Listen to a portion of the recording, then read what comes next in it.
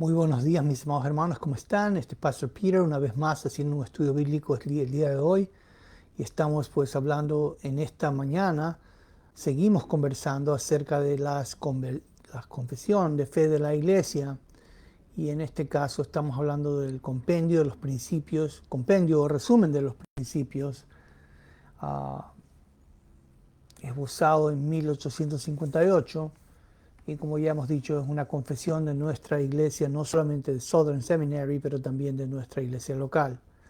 Pues estamos estudiando el segundo principio el día de hoy y hoy día nos toca hablar acerca de Dios. Y pues el resumen de los principios nos dice que solo hay un Dios, el Creador, el Salvador y el Gobernante de todas las cosas, que tiene en sí mismo todas las perfecciones, infinito en todas ellas, y a Él todas las criaturas le deben el más alto amor, reverencia y obediencia. Pues, para sustentar este artículo 2, que habla acerca de Dios, como ya dije, esta confesión de fe va recorriendo numerosos pasajes de las Escrituras. Y el texto original de este artículo corresponde a la célebre confesión de fe de New Hampshire de 1833, que dice literalmente: creemos que hay un solo Dios vivo y verdadero, un espíritu infinito e inteligente cuyo nombre es Jehová, el hacedor y supremo gobernante del cielo y de la tierra, inexpresablemente glorioso en santidad y digno de todo honor, todo el honor, la confianza y el amor posibles, que en la unidad de la deidad hay tres personas, el Padre, el Hijo, el Espíritu Santo, iguales en toda perfección divina y que ejecutan oficios distintos pero armoniosos en la gran obra de la redención. Pues ahí vemos, ¿no? Pues sabemos que este concepto, que se esboza también en la Confesión de New Hampshire de 1833, pues es, consta en la tradición bautista particular, ¿no? Especialmente en la Confesión Bautista de Londres 1689, la Declaración de Saboya, y también los escritos de los fundadores del seminario Southern, que eran James P. Boyce y John A. Brodos. Pues en la primera parte de esta declaración, de este artículo, se nos dice que solo hay un Dios. Pues aquí estamos hablando del monoteísmo ontológico. Y aquí vemos que el texto afirma que la existencia de Dios es numéricamente una, excluyendo cualquier forma de politeísmo o sincretismo. Y pues recordamos que la Escritura dice en la palabra de Dios, ¿no? Dice en Deuteronomio 6:4 lo siguiente, dice: oye Israel, Jehová nuestro Dios, Jehová uno es. Pues en este versículo, que algunos han denominado como el Shema, ¿no? El Shema judío, la palabra hebrea para uno es Echad, y pues denota obviamente una unidad compuesta o unificada, tal como en Génesis 2:24, pues se nos dice que el hombre y la mujer se convierten en una Echad, sola carne. No es una unidad matemática simplemente aislada, ¿no? Como lo que sería Yahid en hebreo, o decir, un número uno, ¿no?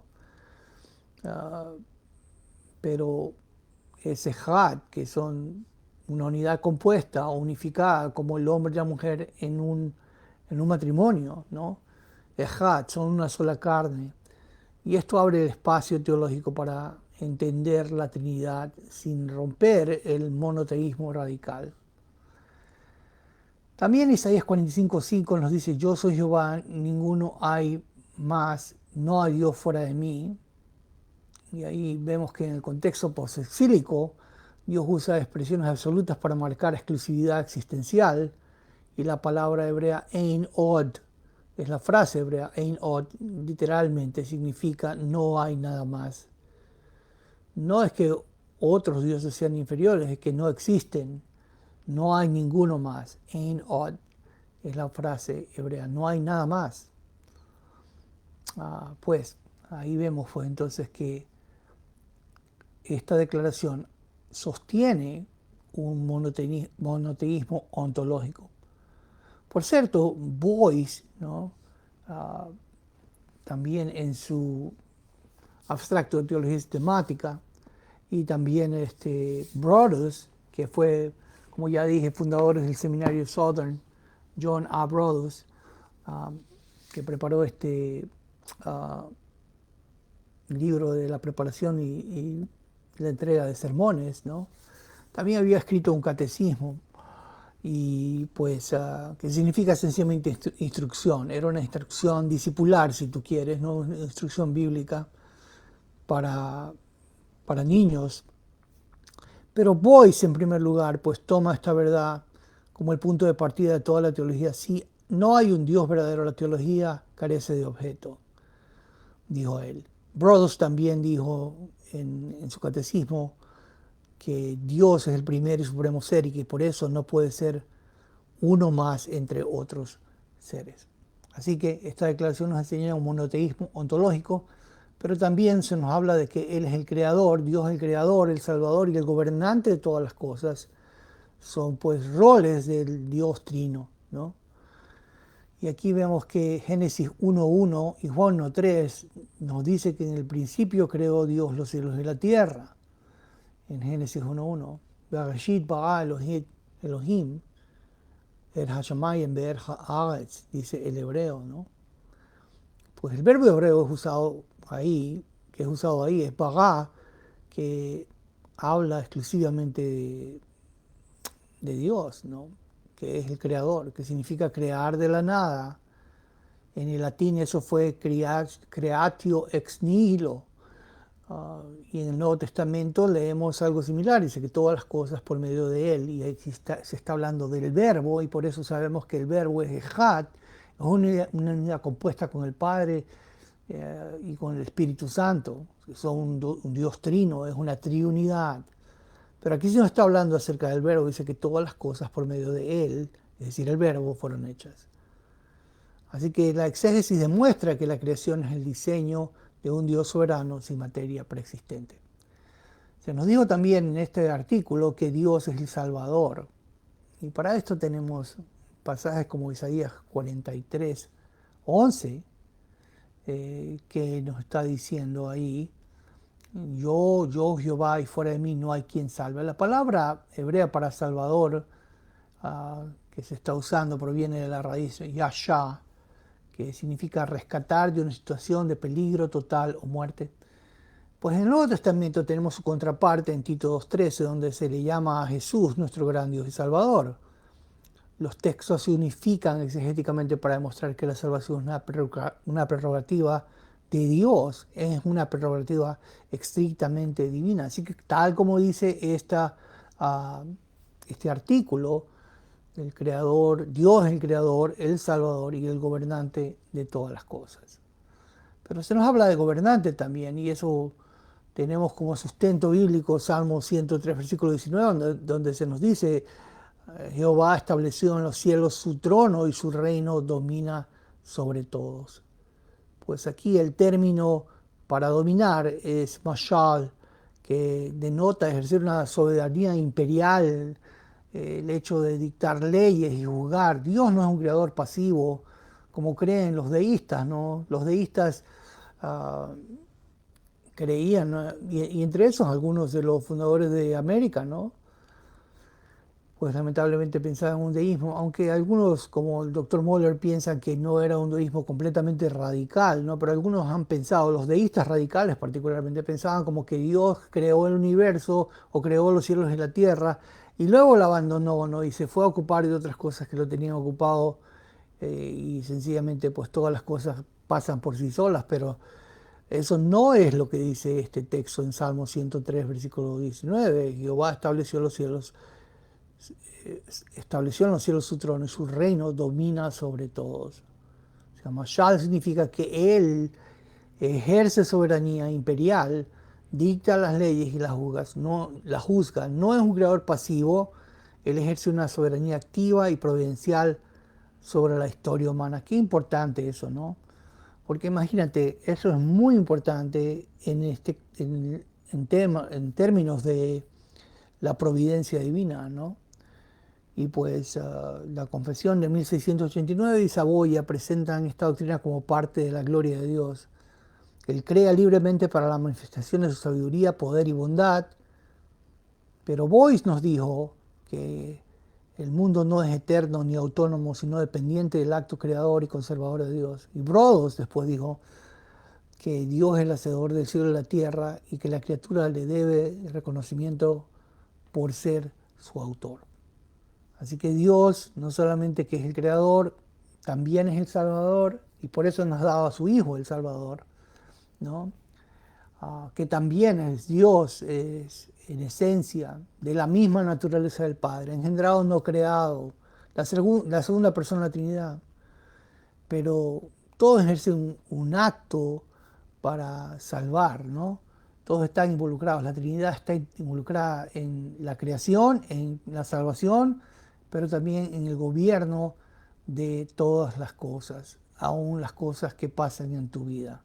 ¿Sabías eso? Dios gobierna, domina, ejerce soberanía, ejerce, por cierto, un cuidado paternal, no solamente sobre todas sus criaturas en el planeta, ¿no?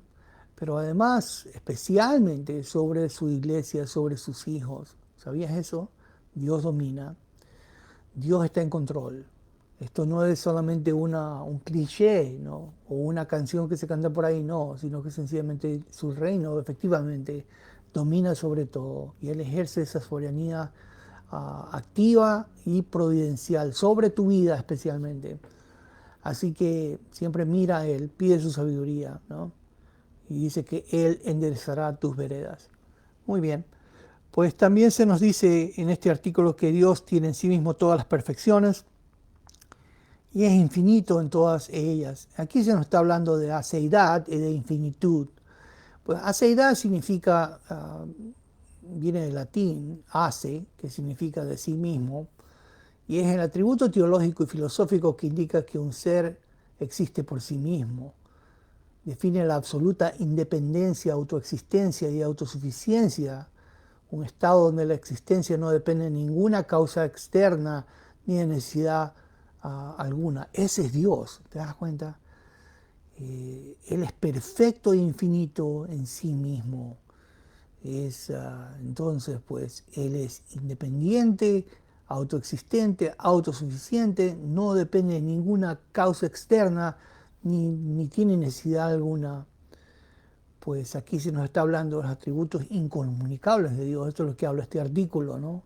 ¿Cuánta teología se puede sacar de esto, no? Él no depende de nadie para existir, eso significa la seidad. Y que no tiene límites cuantitativos ni cualitativos, eso habla de infinitud, ¿no? Pues en Éxodo 3:14 leemos, y respondió Dios Moisés, yo soy el que soy. Y la frase hebrea ahí no dice, Eyeh, Asher, Eyeh, y eso está apuntando directamente a la seidad de Dios. Significa que Él posee la existencia en sí mismo de forma autosuficiente, eterna e inmutable. Las criaturas derivan su existencia de otra fuente, pero Dios tiene la forma intrínseca. Él no depende de ninguna causa externa para existir. Es independiente por sí mismo, autoexistente, autosuficiente, y no depende de ninguna causa externa ni de necesidad alguna. El Salmo 147:5 también nos dice algo, dice, grande es el Señor nuestro y de mucho poder, y su entendimiento es infinito. El texto original en hebreo concluye con Ein Mispar, Ein Mispar, que significa literalmente que no hay número o más allá de todo conteo. Así es Dios, ¿no? No lo puedes contar. Es una declaración explícita de su infinitud cognitiva y ontológica. Lo sabe todo, es infinito. Su entendimiento es infinito. Pero hablamos también de su existencia, ¿no? Que es autosuficiente. Pues así es el Señor. Y eso es lo que nos está diciendo este artículo. Y a Él todas las criaturas le deben el más alto amor. Continúa la confesión. Reverencia y obediencia. Entonces establece la respuesta lógica que una criatura debe tener ante la majestad de su Creador. El más alto amor significa. Marcos 12:30 dice, amarás al Señor tu Dios con todo tu corazón, ¿no? Y el Mesías cita Deuteronomio de Bahrein, pero en la Septuaginta se usa el término ágape para hablar acerca de amar al Señor, ¿no? Y el texto exige un amor que no se basa en las emociones, sino en una decisión total de la voluntad y el intelecto. Todo tu corazón, toda tu mente, todas tus fuerzas. Es una entrega integral para amar al Dios creador. Pero habla también acerca de reverencia, ¿no? Apocalipsis 4:11 se nos dice, digno eres de recibir toda la gloria y la honra y el poder, porque tú creaste todas las cosas. Pues ahí se usa la palabra axios, ¿no? Que significa digno. En el griego clásico, esta palabra denotaba algo que tiene el peso exacto de una balanza para equilibrar un valor supremo. Dios es el único que posee el peso de gloria necesario para demandar la adoración absoluta del cosmos y de todas sus criaturas. Así que le debemos reverencia, ¿te das cuenta? Amor, reverencia, pero también obediencia. Y eso lo notamos en Hechos capítulo 5, versículo 29, donde se nos dice que es necesario obedecer a Dios antes que a los hombres. La palabra que se usa ahí es un verbo griego, peitargeo, que habla acerca de persuadir y gobernar. Significa someterse ciegamente a una autoridad legítima superior. Indica que la soberanía de Dios invalida cualquier mandato humano que contradiga su ley moral. Sabes que no hay ser humano, no hay gobierno, no hay político, no hay ley que pueda ponerse por encima de lo que dice la palabra de Dios. ¿Te das cuenta? Por eso dice Pedro, ¿no? Ahí dice así, es necesario que nosotros obedezcamos a Dios antes que a los hombres. ¿Sabes? Algunos quieren obedecer al gobierno, quieren obedecer, y está bien, porque eso dice la Escritura, someterse toda persona a la autoridad, ¿no? Es porque no hay autoridad que ha sido no establecida por Dios, ¿no? Justo conversaba con unas personas este fin de semana. Me decían, bueno, yo no, así, yo estoy de acuerdo con muchas cosas en este país, pero no voy a votar por Trump y no me importa Trump, o no me cae bien Trump, etc. Bueno, eso no significa nada. El hecho de que no te caiga bien no significa que no estás dispuesto o no estás obligado a obedecerlo, a someterte ante la autoridad establecida por Dios, porque no hay autoridad que no ha sido establecida por Dios, ¿te das cuenta? Así que lo que nos manda la Escritura es que tenemos que orar por nuestras autoridades y respetarlas en todo momento. Aunque no nos guste, ¿no? Bueno, a mí sí me gusta, pero esa es otra historia. El hecho es que creo que es importante que nosotros oremos por las autoridades, eso es lo que dice la palabra de Dios. Pero es importante que también entendamos que ninguna autoridad humana o ley humana está por encima de la palabra de Dios. Así que digamos que hay un gobierno que autoriza el divorcio, ¿te das cuenta? O que autoriza el homosexualismo, o que autoriza el politeísmo, y que quiere eliminar a Dios por completo, como un sistema como el comunista, que eso es precisamente lo que hace, ¿no? Alguno me dijo este fin de semana, bueno, yo soy socialista, me dijo uno. Y bueno, el hecho es que creen algunos que el socialismo es algo aparte del comunismo, pero realmente es el primer paso, ¿te das cuenta? Porque primero se habla de justicia social y luego se le da al gobierno, eso es lo que es el comunismo. Así que estas personas están autoengañadas, ¿no? Pero te digo algo, lo importante es obedecer a Dios antes que a los hombres. Aunque un gobierno te venga a decir que no hay Dios, el asunto es que tienes que entender que existe Dios. Aunque un gobierno te diga que no hay que predicar el Evangelio, el asunto es que tienes que predicar el Evangelio porque, como dijo Pedro, es necesario obedecer a Dios antes que a los hombres. ¿Te das cuenta? Eso significa que hay que someterse a la autoridad legítima de Dios. Y indica que la soberanía de Dios invalida cualquier mandato humano que contradiga su ley moral. No hay autoridad en la tierra, ley en la tierra, que pueda contradecir la palabra de Dios establecida en los cielos para siempre y revelada para nosotros en su palabra. Bueno, te dije bastante hoy día, pero medita en estos principios. ¿No? Voy a leer nuevamente lo que dice el artículo 2 de nuestra confesión, que por cierto te dije que era también está en la Constitución, ¿no?, del Seminario Southern. Fue un artículo fundacional. Pero el artículo 2 dice así: solo hay un Dios, el Creador y el Salvador, y el gobernante de todas las cosas, que tiene en sí mismo todas las perfecciones, infinito en todas ellas, y a Él todas las criaturas le deben el más alto amor, reverencia y obediencia. Pues mira, ama al Señor tu Dios con todo tu corazón, con toda tu alma, con todas tus fuerzas. Tenle reverencia, obedécelo. Él es el Creador, el Salvador, el gobernante, y a Él todas sus criaturas le deben ese alto amor, el más alto amor, reverencia y obediencia. Bueno, sin más que decir, te recuerda que la Iglesia Bautista Miramar se reúne todos los domingos a las 9 de la mañana en West Park, aquí en el condado de Broward, y sería un honor para nosotros que vengas y adores al Señor con nosotros. Sin más que decirte, esperamos verte ahí, que el Señor te bendiga y que tengas una semana llena de la bendición de Dios. Recuerda, mira, confía en el Dios que nos reveló su palabra, una palabra santa, Santa Biblia para mí, eres un tesoro aquí. ¿Okay? Conoce a tu Dios, el Creador y Salvador y Gobernante de todas las cosas, por medio de su libro sagrado, que es la palabra de Dios. Bueno, sin más que decirte, que el Señor te bendiga y nos veremos pronto.